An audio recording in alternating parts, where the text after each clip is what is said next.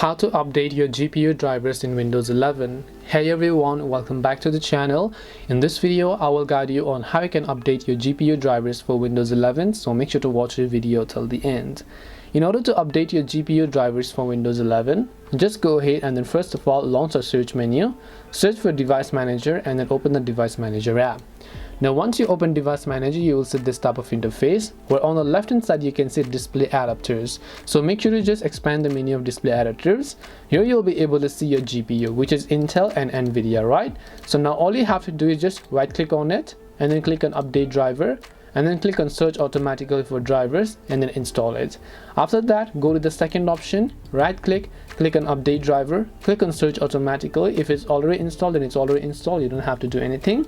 After you've done that, go ahead and then basically restart your computer or your laptop. Once you do that, your GPU drivers will get successfully updated.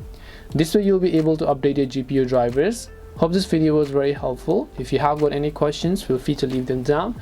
Thank you very much for watching and see you soon in our next video.